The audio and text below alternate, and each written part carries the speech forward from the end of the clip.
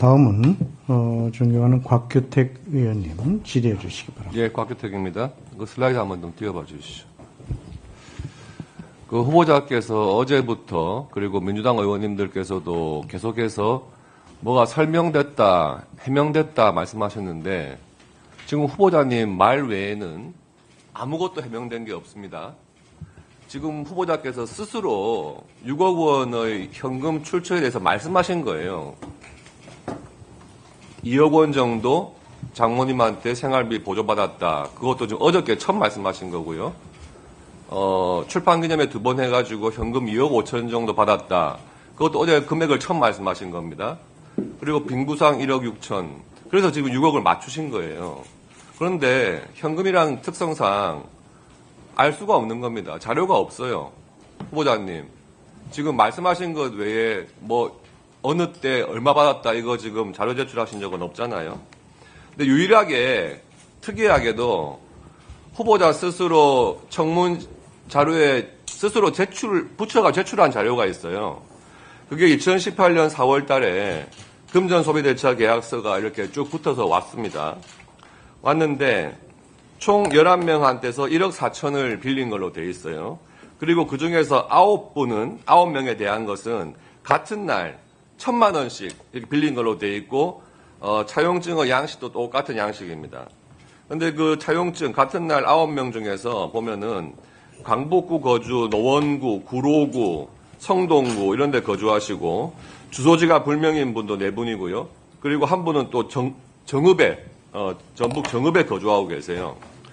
후보자께서 이에 대해서 뭐라 했냐 하면 치솟는 세금 문제를 해결하기 위해서 같은 날 같은 조건으로 동시에 1,000만 원씩 일시에 빌리기로 결심했고 최근에 은행 대출을 일으켜서 사적 채무를 청산했다 이렇게 말씀하셨습니다. 맞죠?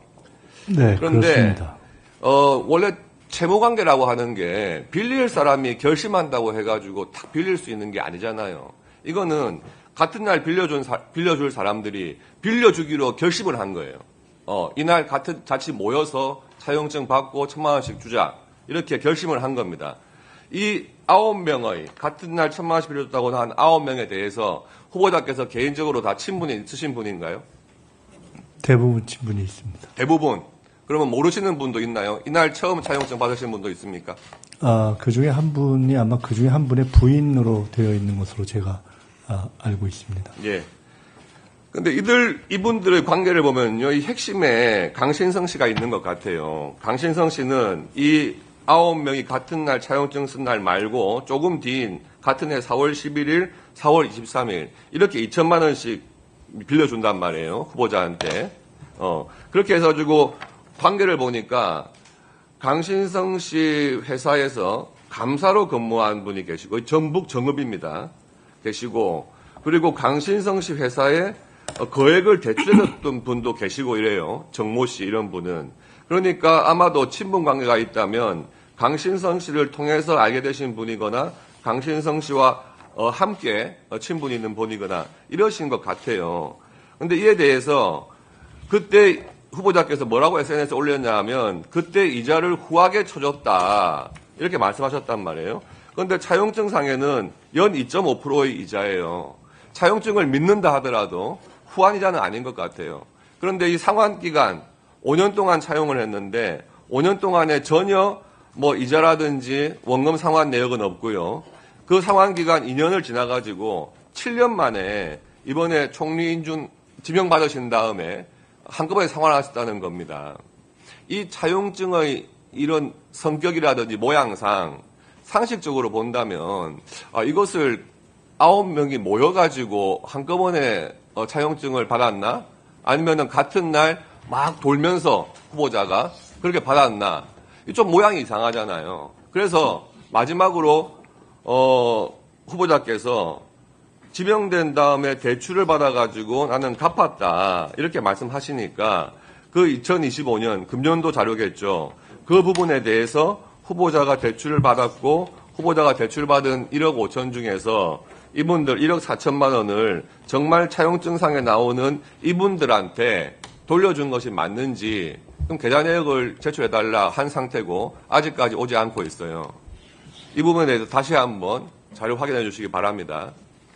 그리고 이 강신성 씨라는 분이 후보자하고 아주 옛날부터 친분이 아주 깊으신 분 같아요. 미국에 유학 생활을 하실 때 월 450만 원씩 줬다.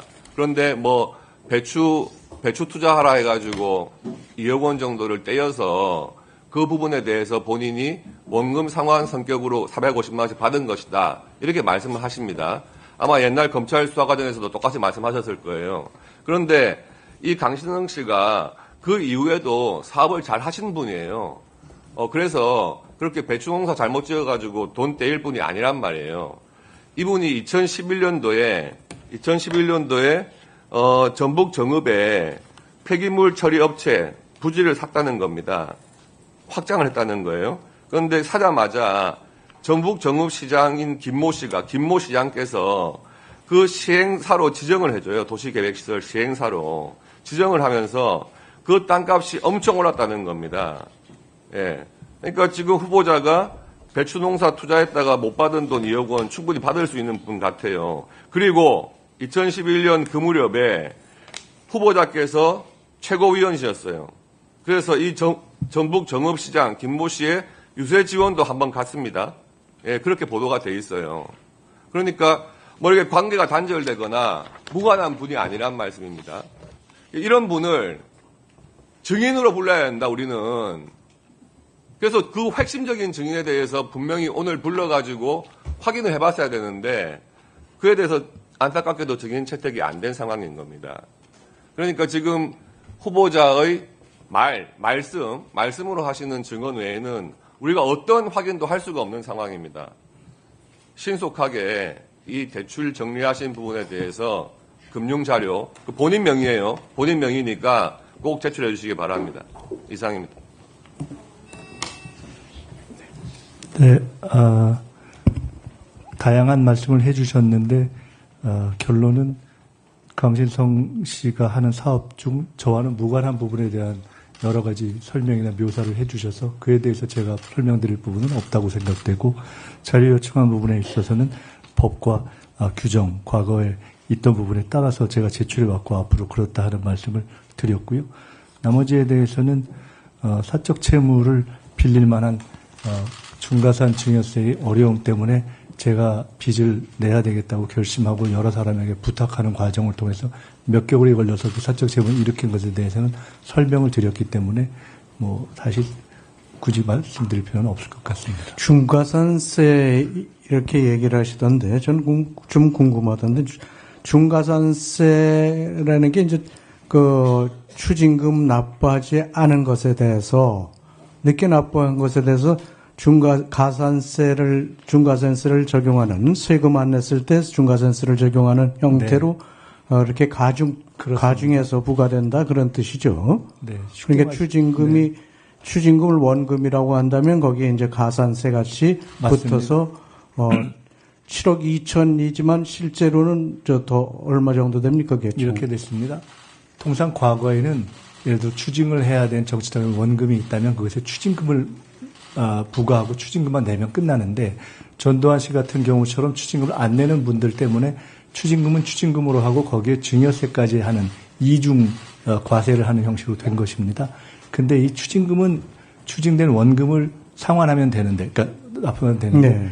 이 부분에 대해서는 예를 들어 7억 2천의 경우에 처음에 1억 2천이 증여세로 부과되었었는데 실제로 제가 마지막에 내는 것은 2억 1천을 결과적으로 냈습니다. 왜 그러냐면 1억 2천이 3개월인가 1개월이 지나면 매달 2% 3%씩 느니까 제가 대학 강의나 등등을 해서 예를 들어 500만 원을 갚아서 가령 3천만 원이 500만 원 2천만 원이 줄었다.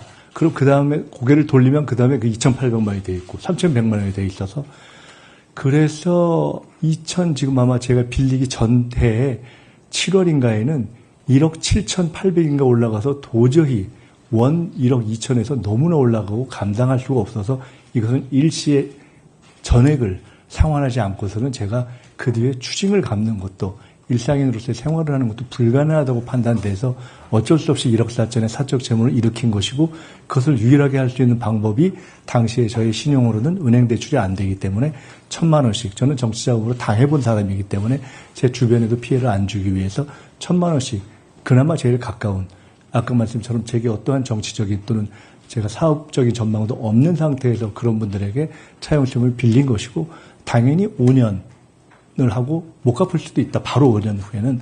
왜냐하면 제가 추징을 갚아야 하기 때문에 갖고 나서 갚는다라고 하고 이자는 성실납부를 해왔고 최종적으로 결국은 추징을 다 갚은 후에 갚을 예정이었고 그렇게 갚게 된 것입니다. 그러니까 마지막에 1억 2천만 내면 되는데 1억 7천까지 2억 천을 냈습니다. 2억 천, 9천만 원을 더 내신 거네요. 네, 그리고 그에 대해서는 그럼 미리 돈을 빌려서 먼저 갚아도 되는 걸 뭘 9천만 원을 더 나라에 보태줄 이유가 뭐가 있습니까? 감사한 말씀인데 제가 그때 1억 2천을 신용을 낼 수 있는 상황은 아니었습니다.